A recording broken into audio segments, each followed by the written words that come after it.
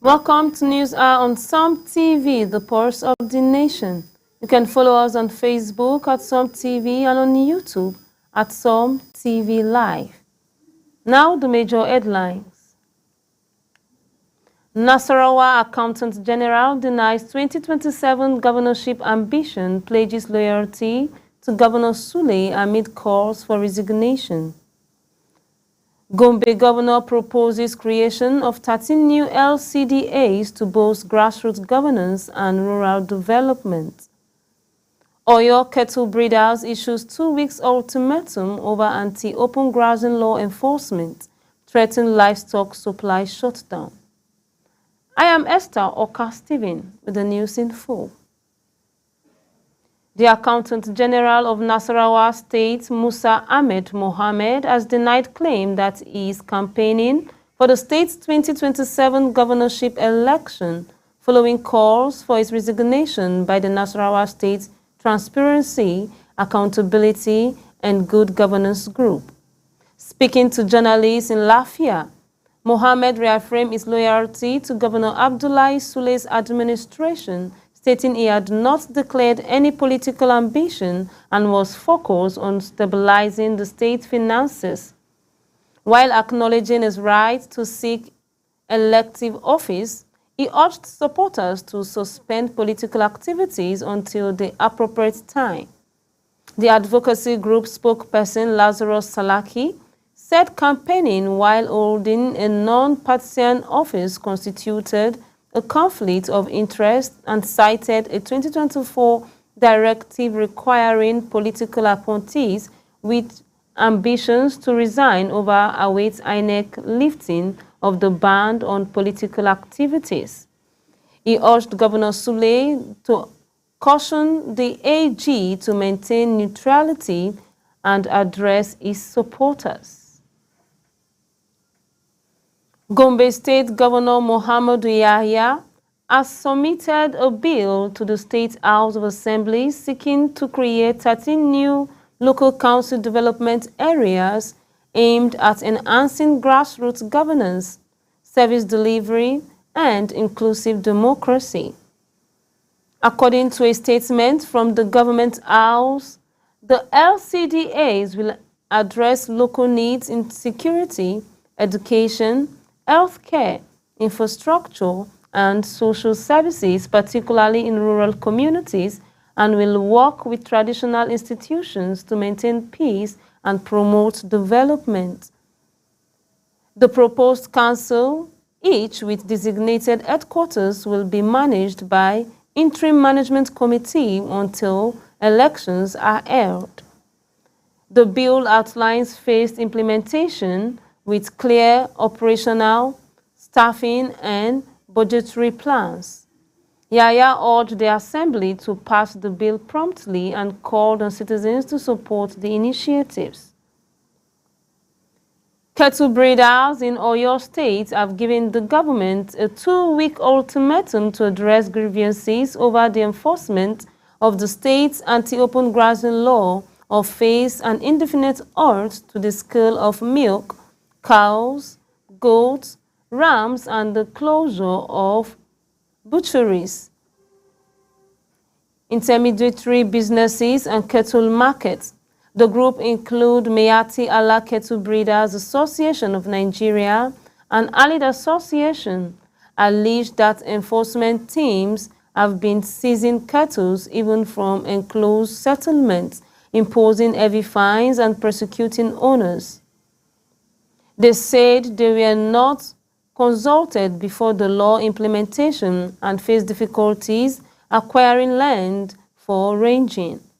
Leaders appealed to Governor Seyi Makinde to show compassion, warning that continued pressure could disrupt the entire livestock value chain.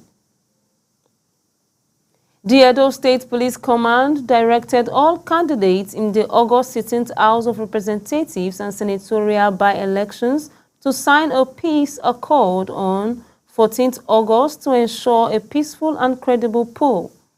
Police spokesperson Moses Yamu said the accord to be signed at the command headquarters in Benin City alongside political party chairmen aimed to foster mutual respect, discourage violence, and uphold democratic principle. Commissioner of Police Monday Abonike urged candidates and supporters to avoid violence, hate speech, vote buying, and any action that could undermine the election's integrity or disrupt public order. The Cross River State House of Assembly has approved its 642 billion naira supplementary budget for 2025, representing a 26% increase over the original 538 billion naira budget passed in 2024 December.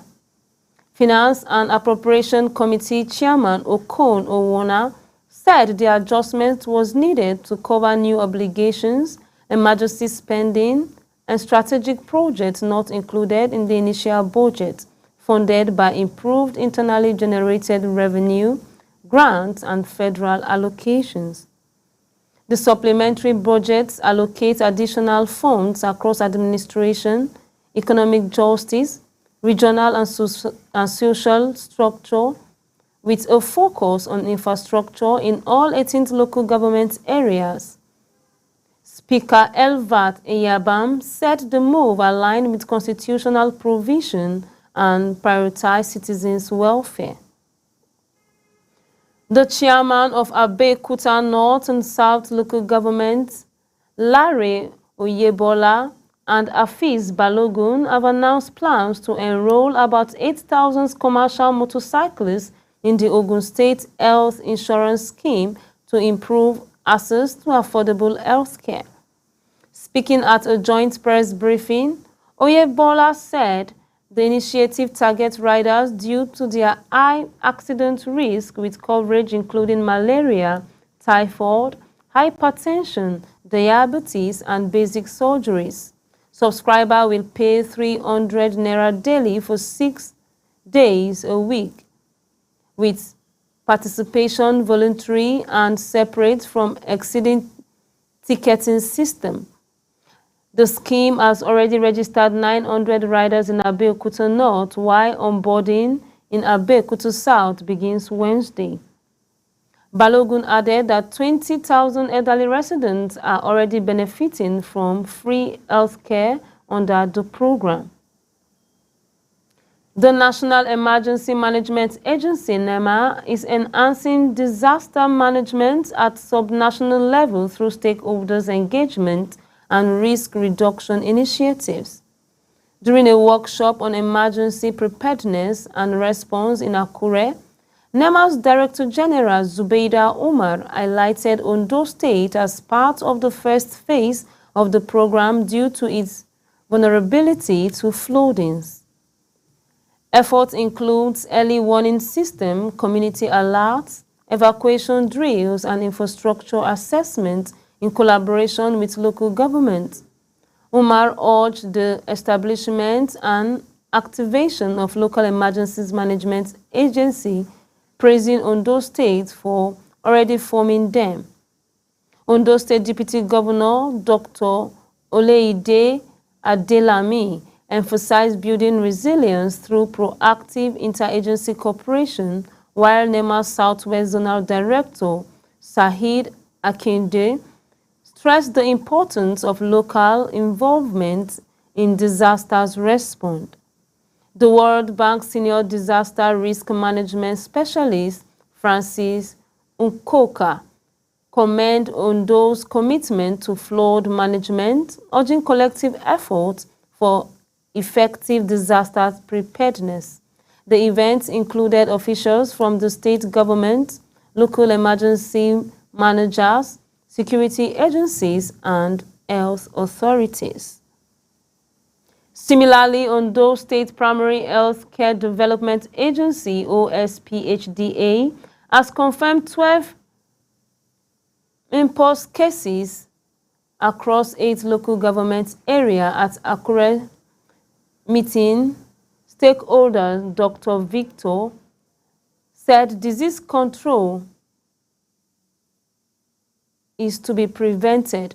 The vaccination campaign began on 11th August and will run until August 21st, targeting individuals aged 18 and above, including infected persons, their contacts, and healthcare workers.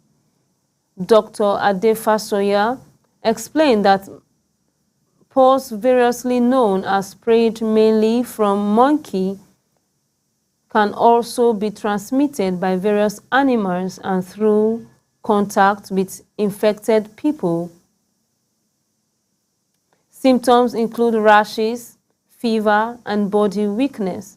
Vaccine involves 2 doses and it's safe with minimal side effects. Mrs. Florence Fadeji, the state immunization officers, and Dr. Francis, permanent secretary, urged stakeholders to encourage vaccination and maintain good hygiene practices to control the disease spread. Meanwhile, Edo State government, through the Edo State Primary Healthcare Development Agency, has inaugurated the technical working group for the upcoming measles vaccination campaign.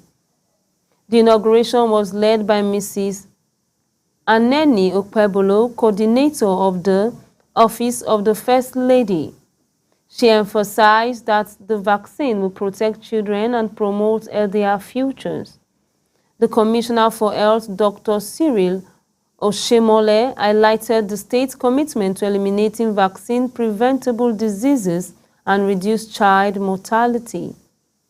Executive Secretary Dr. Colson Osheke described vaccine as a cost-effective public health intervention providing dual protection against measles and rubella.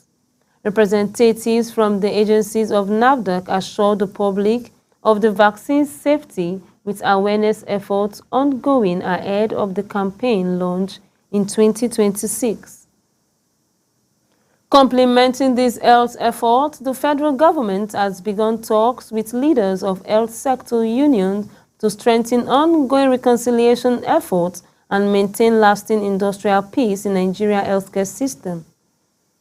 The meeting in Abuja was led by the Coordinating Minister of Health and Social Welfare, Professor Mohammed Ali Pete, who reaffirmed President Bola Ahmed Tinubu's commitment to improving health workers' welfare. Pate highlighted the importance of timely implementations of recent agreements with unions to sustain reforms that have enhanced Nigerian hospitals, attracting patients from West Africa, Europe, and America. To oversee this, the Inter-Ministerial Committee, chaired by Minister of State for Health, Dr. Isaac Adekunle, was established, including representatives from key ministries and agencies. Minister of State for Humanitarian Affairs, Dr. Tanko Yusuf, praised the ministries and union for their cooperation and called on ongoing dialogue to ensure long-term peace in the sector. We are stepping into a brief commercial break. Stay with us. We'll be right back shortly.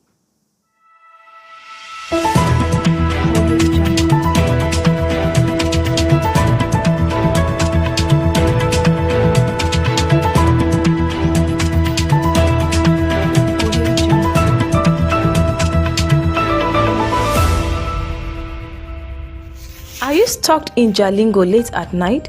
Need a safe and reliable ride fast? Introducing Supercab, Jalingo's trusted ride-hailing service from anywhere in the city. We will pick you up right at your doorstep. Book a ride in seconds. Safe, fast and affordable. Visit www.supercab.com.ng or download the Supercab app today. Supercab, your ride your way.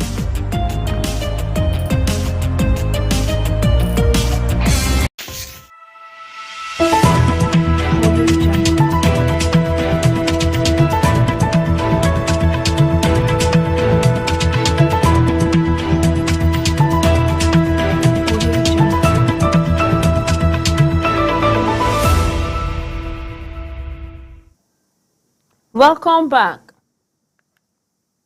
In a security-related development, the Nigerian Air Force (NAF) reported that on 10th August 2025, its airstrike under Operation Fasanyama targeted a group of about 400 bandits planning attack on farming communities in Zamfara State.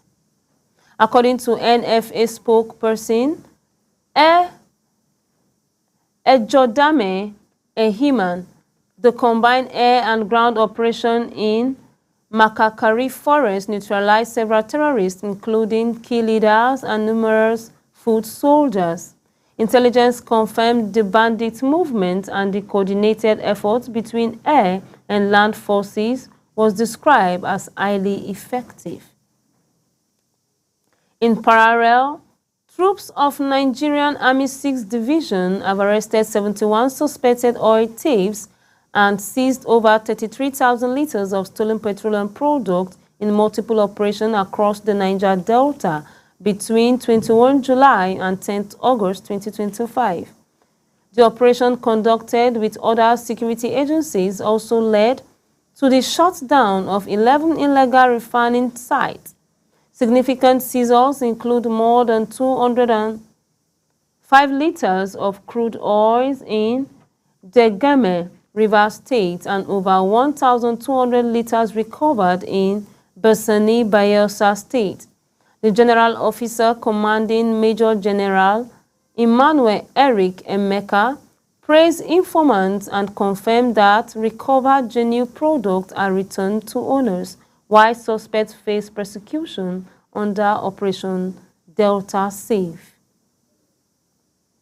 On the academic front, the management of the Federal Polytechnic Bauchi has ordered the immediate closure of the institution following an attack by suspected robbers on the male students Monday at the hostel in the night.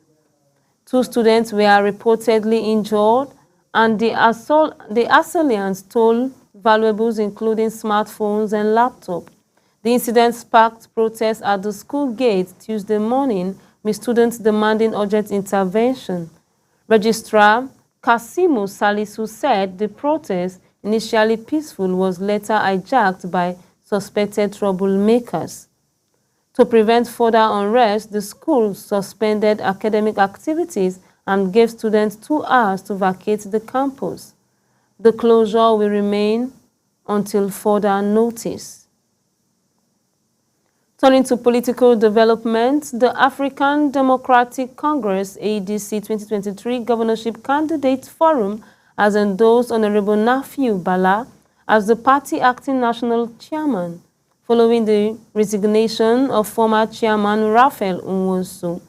Speaking in Abuja, Engineer Tali Giado, the Benue State governorship candidate, affirmed that the endorsement aligned with the ADC's constitution to ensure leadership stability and continuity. Giado emphasized the new members must follow due process by resigning from other parties before joining ADC. In his acceptance, Bala pledged to lead by integrity and focus on strengthening party structures, enhancing internal democracy, prompting policy development, and building strategic alliances.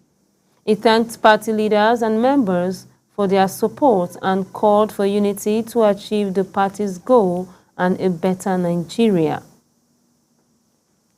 And that is the end of this news of the hour on Some TV.